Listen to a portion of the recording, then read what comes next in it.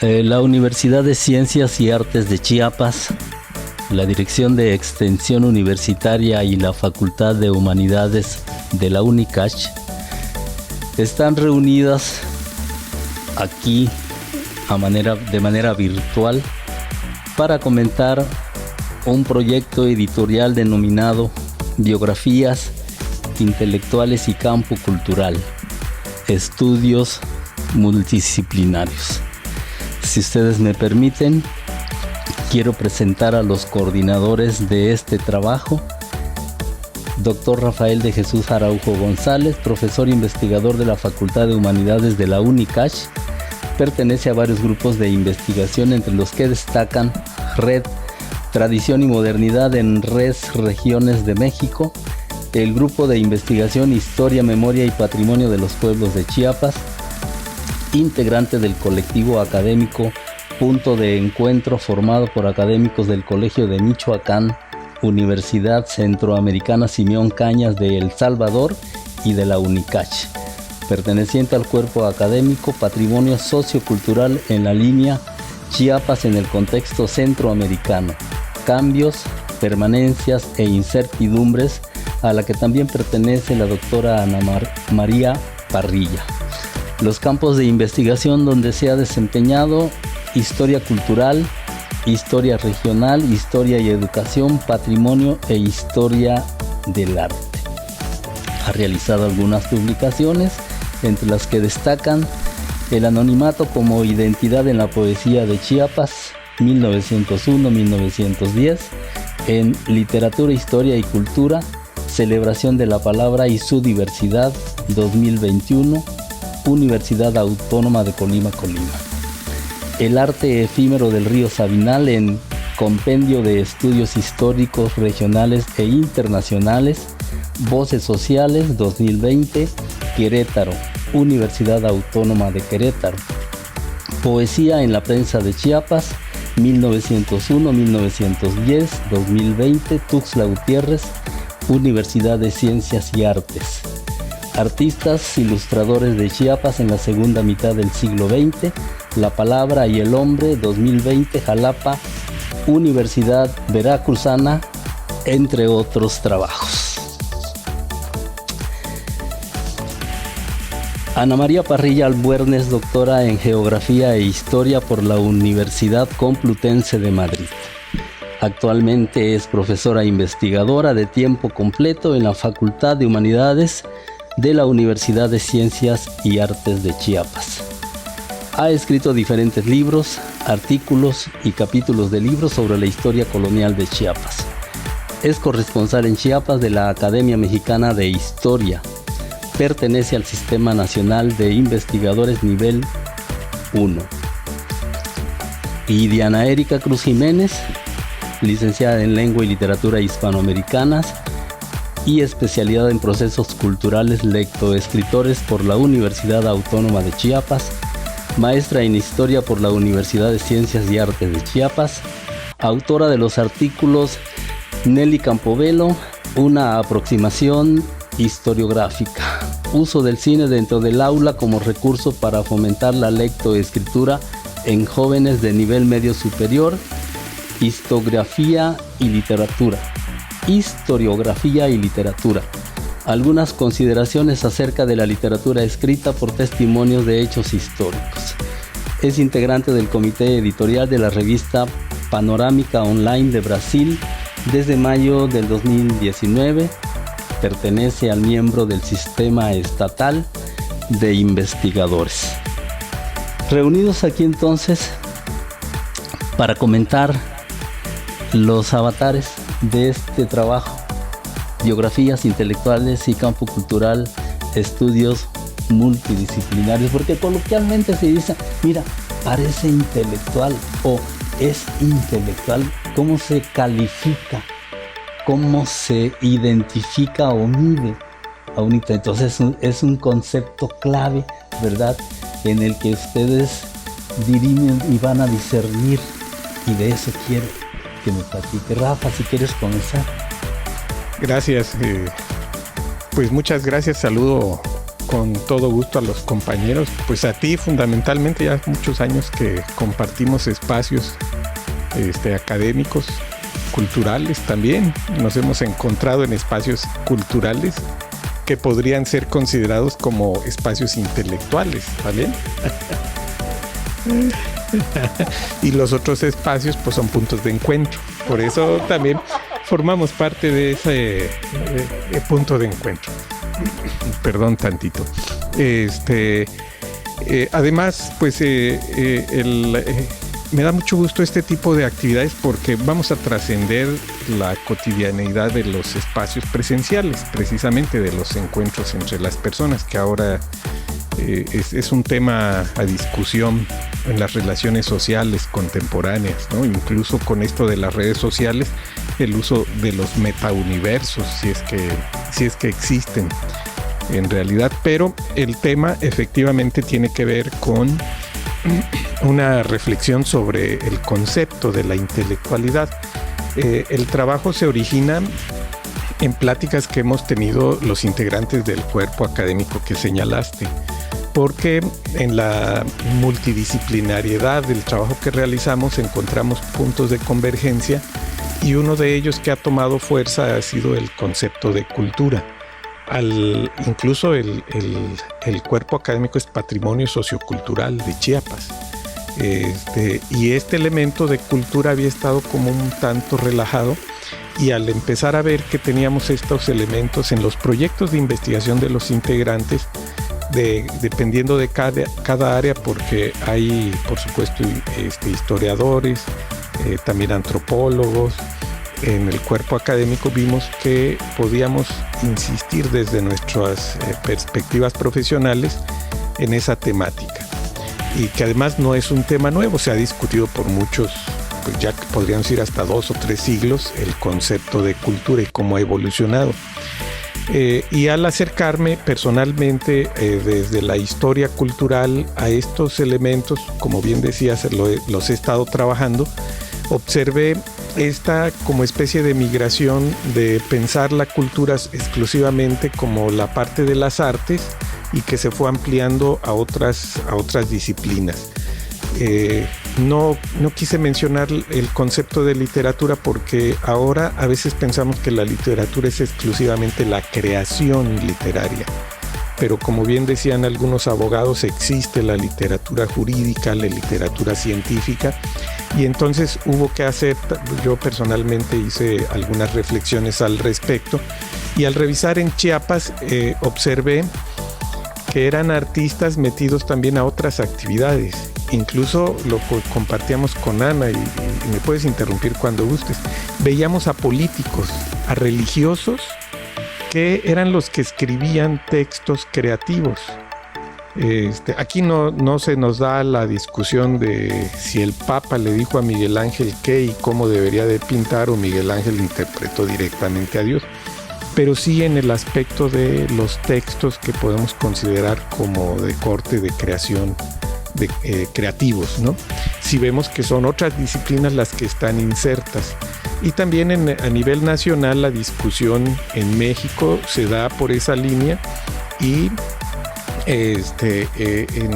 dijéramos que nos insertamos en un movimiento que trasciende fronteras locales. Pero el concepto de intelectualidad, Ana tuvo a bien facilitarme un texto, una reflexión. Lo centran desde la perspectiva europea en una circunstancia, yo no lo sé pronunciar, a lo mejor Ana lo sabe pronunciar mejor que yo, el caso Dreyfus. El caso Dreyfus.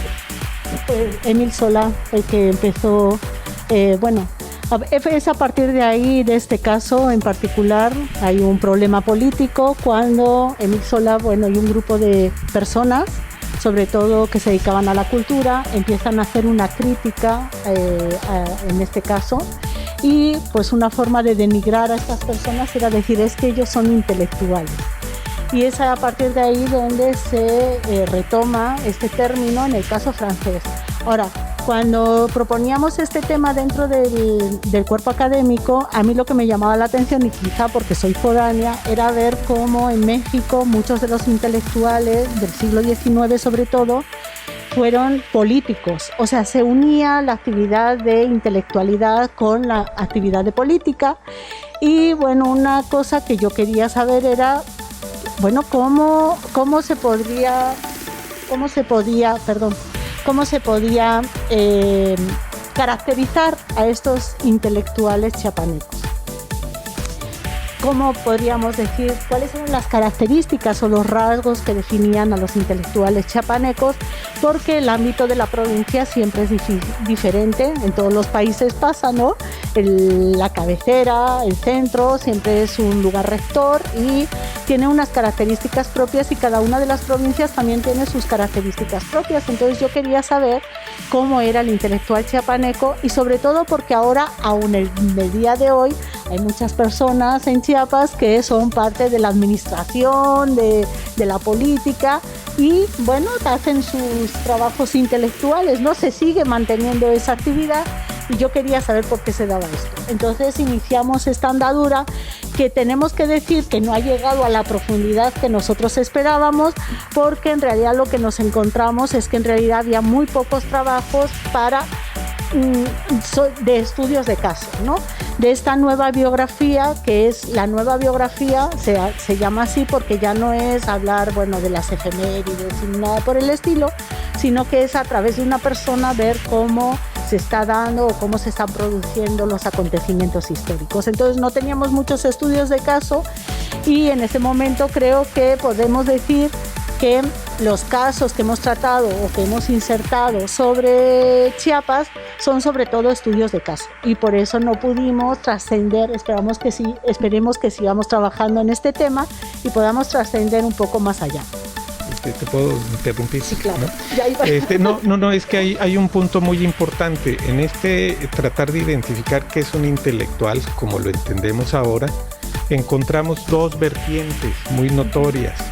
Esta de Europa, y por eso señalaba también la parte de la literatura. Émile Zola, un reconocidísimo escritor de una época específica en Europa, que trascendió también sus fronteras. Y cómo se inserta, deja la creación literaria y hace una serie de reflexiones en torno a un suceso de carácter militar político, porque tenía que ver con el comportamiento de un personaje que tenía su relevancia, tenía su presencia, y cómo hay un análisis de lo que sucede de ese fenómeno desde una perspectiva ajena al fenómeno. Y cómo entonces empieza a definirse lo que tiene que ser el intelectual desde una perspectiva europea. Pero en el caso de América, entonces notamos que algunos rasgos ya están presentes en personajes políticos, religiosos de nuestra región, especialmente en su momento de la Nueva España y del principio del México independiente. Y cómo también se sostienen por lo menos dos rasgos mínimos, y uno de estos rasgos es que debe de haber una postura y debe de haber un criterio, una ética también al manifestar el criterio, y un análisis del suceso o del hecho político. Pero tiene como sus variables, ¿no?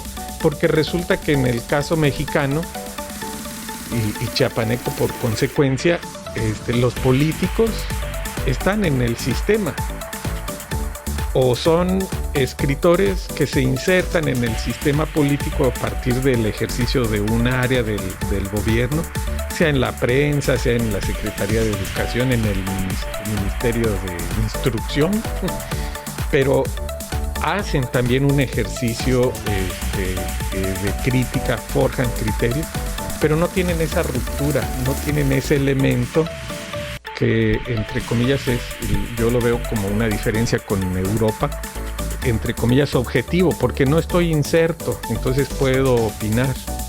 Es decir, esa, como dicen, lejanía del objeto te da la objetividad.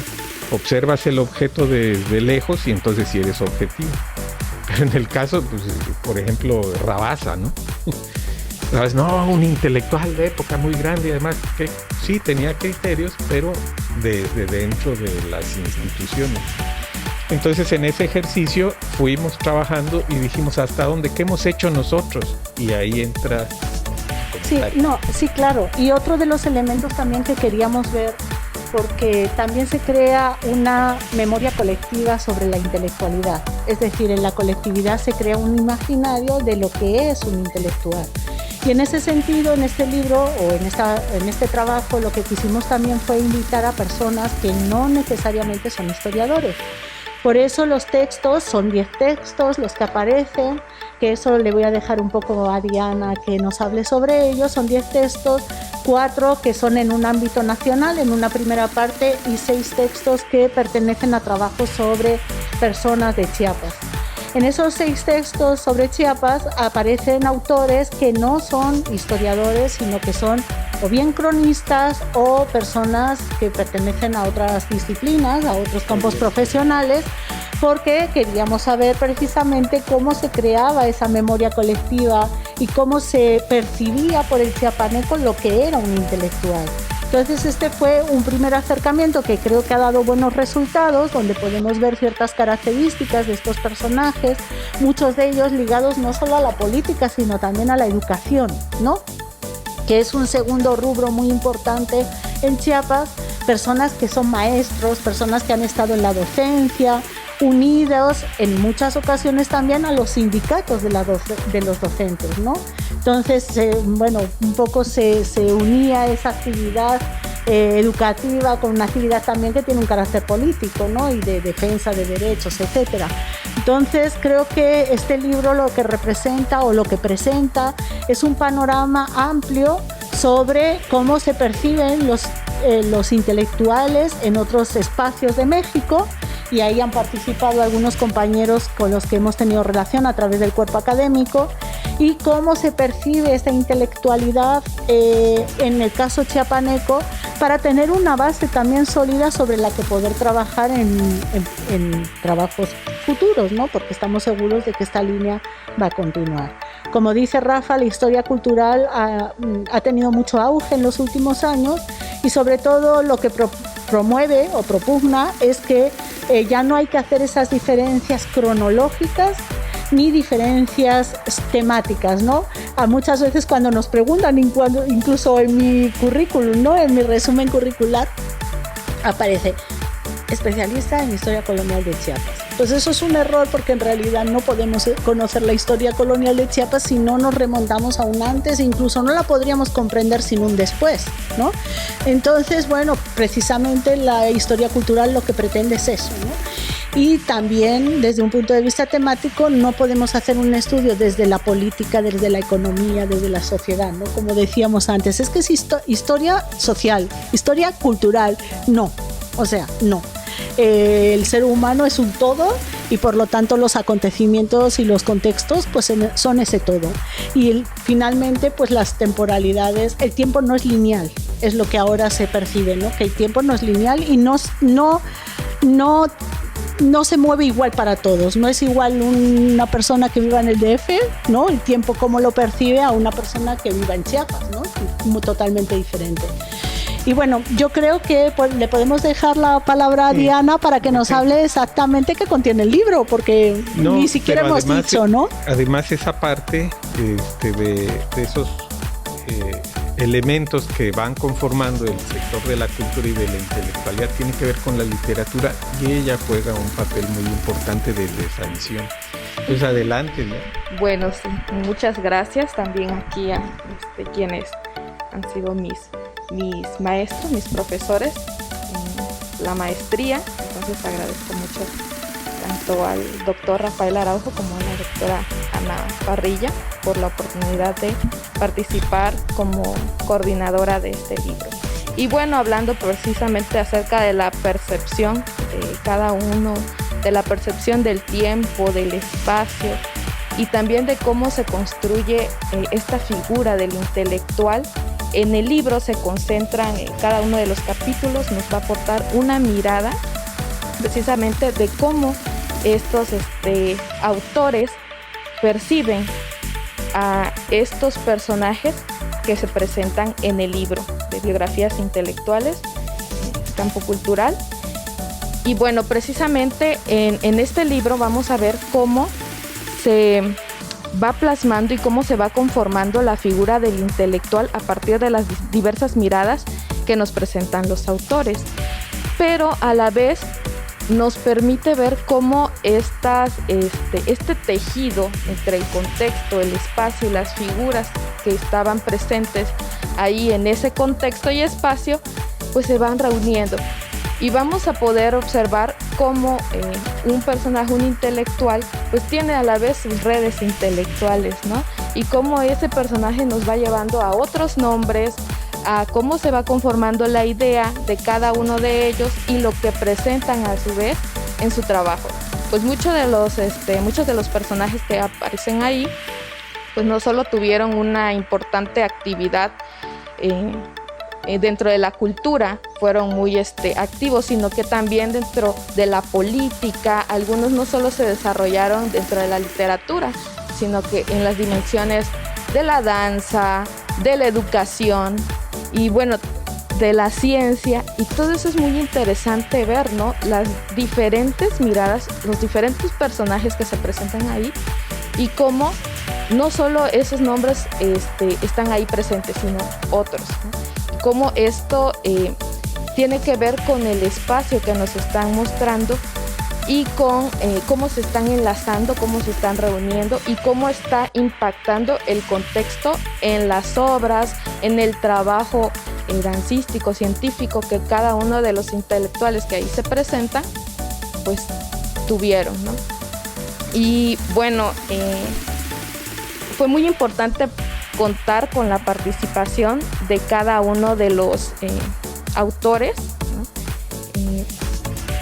En su mayoría también académicos, que tuvieron la disposición para poder presentar, enviarnos su trabajo y que se pudiera llevar a cabo este proyecto, que además pues es muy enriquecedor. Creo que a todos es una primera aproximación, sí, pero tiene una gran esencia y aporte para poder llegar al público, no solo a los estudiantes, también a los académicos. Pues sí. Del trabajo, además de tener un sesgo ensayístico, de reflexión, de crítica, de análisis y la propositividad también del mismo, que nos indica que esto debe tener una perspectiva, ¿no? Porque es un trabajo inicial, ¿no? Entonces aquí estoy observando en los capítulos las dos partes, lo nacional y lo local, y sabemos que hay toda una línea del tiempo también, en tanto qué impacto también tiene en la retórica, ¿no? En el sentido del lenguaje que los intelectuales elitizan precisamente, ¿no? Porque luego, no, es que este es un grupo que pertenece a determinada idea, esto, etcétera, y muchas veces también eso permite confrontaciones, lo que no ayuda a un desarrollo intelectual colectivo, ya sea nacional o ya sea regional. Sí, porque además dentro de este ámbito, si no estoy mal, fue Gramsci el que destacó la figura del transmisor de cultura. Y en el caso chiapaneco, bueno, como es un caso pues local, ¿no? Se nota muy bien cómo algunas personas que se consideran intelectuales es el intelectual transmisor de cultura, que son estas personas que normalmente pues se dedican, como decía, al ámbito educativo, ¿no? Frente pues a otras personas que son creadores de cultura, ¿no?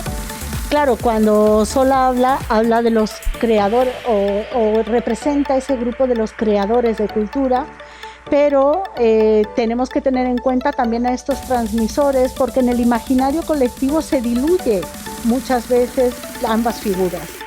Se consideran para algunas personas o en algunos ámbitos a los transmisores de cultura como unas personas muy importantes dentro de la comunidad, como representantes de esa transmisor de la cultura, que en muchas ocasiones también es los rasgos originarios, digamos, ¿no? De cada una de esas provincias. La tradición, la costumbre, es también lo que se transmite. Y ese creo que es un asunto muy interesante, bueno, a mí particularmente porque últimamente me ha interesado mucho la construcción de la memoria colectiva, ¿no? Porque cuando uno va a hablar con las personas, pues te das cuenta de que pareciera que su discurso es inconexo, que no tiene sentido, y uno dice, ¿por qué está mezclando diferentes momentos, ¿no? Y son formas reivindicativas de mantener esos rasgos culturales, donde realmente no importa el tiempo en el que ocurrieron los sucesos. Y por eso uno como historiador dice, pero ¿cómo es posible si está hablando de la época prehispánica y al rato de la revolución y mezcla cosas de la independencia? ¿Y qué está pasando? Para la memoria no importa tanto el tiempo en el que se dan los acontecimientos, sino lo que representan y resignifican en ese discurso. Entonces creo que en esta parte chiapaneca, digamos, que hemos hecho, pues algunos de ellos nos damos cuenta cómo se está resignificando a esos personajes, ¿no? Entonces, bueno, desde mi punto de vista, yo que siempre he trabajado la colonia, por así decirlo, no soy entendida para nada de la época contemporánea y por eso tampoco tengo ningún texto ahí. He preferido más bien coordinar, digamos, en el sentido amplio de la palabra y también aprender, ¿no? Porque es un área para mí novedosa. Y en esta misma línea de ideas, en el trabajo de análisis de la cultura, hay diversos personajes que van participando y van redefiniendo el concepto. Se pasó de una circunstancia de élite, en el sentido de que el que tenía cultura era una persona más preparada, que tenía mejores recursos y por lo tanto una posición social distinta, al concepto de la cultura como toda manifestación, y que incluso cualquier persona tiene una cultura propia o forma parte de un conglomerado social que tiene características y rasgos culturales. Y va modificándose al grado de que un norteamericano, Clifford Geertz, no sé pronunciarlo muy bien, y dice, bueno, es que la cultura en realidad lo que es un conjunto de símbolos y por lo tanto de representaciones, que podemos estar hablando del objeto, pero se descontextualiza porque este objeto tiene un significado, que tiene un sentido, una utilidad, es un auxiliar de la memoria porque aquí apunto algunos datos. Pero si lo vemos a una persona en la calle, van a decir, es un estudiante o es un profesor, entonces empieza a cambiar el sentido del objeto y empieza a resignificarse. Y un historiador cultural un historiador muy importante todavía vivo, dirigió o dirige esta Escuela de Altos Estudios en París, Roger Chartier, construye con estos elementos un texto que es muy importante para los historiadores de finales del siglo pasado, que es El Mundo como representación, y curiosamente retoma muchas cosas de la literatura. Por ejemplo, a lo mejor me corrige Diana, pero yo recuerdo que Borges decía que la realidad no es la realidad, sino lo que está escrito en los libros, ¿no? Por ahí, entonces, en este doble significado y esta apertura lleva entonces a esta reflexión. En los textos, incluso más objetivos, lo que estamos haciendo es interpretar una representación, decodificamos el código. Como autor codificamos y el lector decodifica. En esa decodificación y en esas representaciones podemos sacar otro tipo de información. Claro, se requieren herramientas como la hermenéutica, la semiótica, el análisis del discurso, y podemos reconstruir contextos sociales.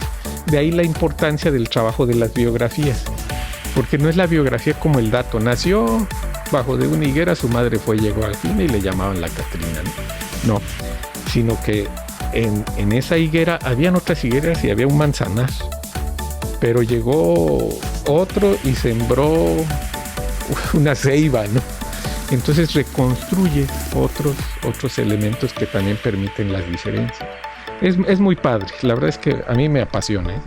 ¿Quieres comentar algo más para concluir? Y además, bueno, pues el propósito de poner también esta impronta nacional y lo local es el diálogo también de lo que estaba sucediendo a nivel nacional y cómo esto se relaciona e impacta a nivel local, ¿no? Y hay entonces un diálogo, una correspondencia y permite ver qué es lo que estaba sucediendo a nivel local o regional con estos intelectuales, cómo estaban haciendo llegar también, porque si bien, como mencionaban la doctora Ana y el doctor Rafa, estaban muy ligados a la educación y hacían llegar, también transmitían esa cultura y los conocimientos, pues estas biografías intelectuales yo creo que también permiten ver que estos personajes, cómo se fueron formando. Muchos de ellos pues fueron personajes que se formaron por sí mismos, o algunos que no acudieron necesariamente a la escuela, digamos a una primaria, una secundaria, pero que tuvieron esa necesidad, ese acercamiento a los diferentes libros, o cómo fueron también interiorizando esa cultura que se les presentaba, como ya mencionaba aquí el doctor Rafa. Entonces es muy interesante ver cada uno de los trabajos, cómo se construye la figura del intelectual, pero también cómo este contexto y el tiempo está ahí presente en el trabajo tanto de los intelectuales, pero también de los autores que escribieron estas biografías. Bien, agradecemos a Rafael, Ana María, Diana, por participar en la presentación de Biografías Intelectuales y Campo Cultural, Estudios Multidisciplinarios. La Universidad de Ciencias y Artes, la Dirección de Extensión Universitaria y la Facultad de Humanidades agradecen el gesto. Hasta pronto.